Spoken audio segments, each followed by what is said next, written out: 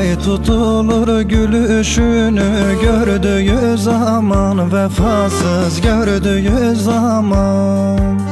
Gökyüzünde yüzünü saklı baktım her zaman, hayırsız baktım her zaman.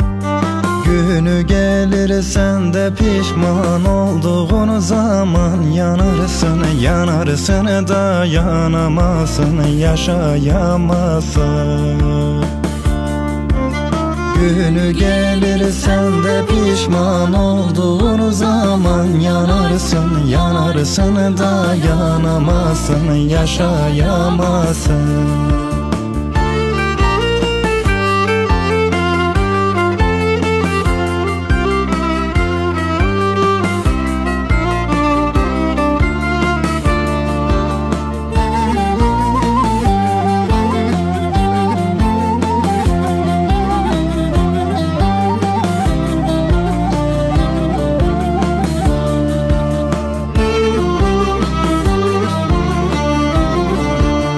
Dermansız kaldı dizlerim, düştüm ardından, yoruldum, dön bak yoruldum.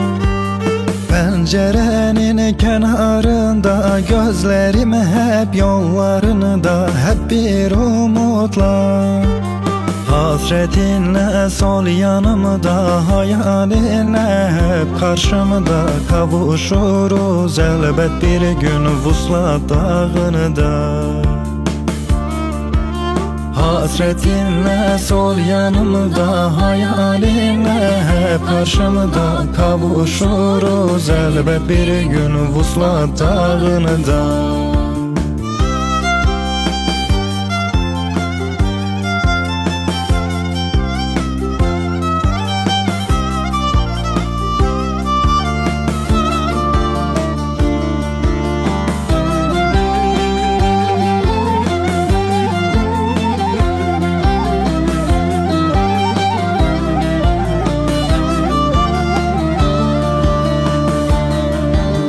Yokluğunda suya küsmüş, solmuş çiçekler sararmış, solmuş sararmış.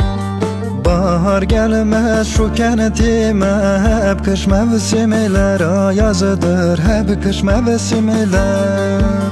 Belki unuturum diye son sigaramla birlikte resmini verdim ateşe, kül oluyorsun. Belki unuturum diye son sigaramla birlikte resmini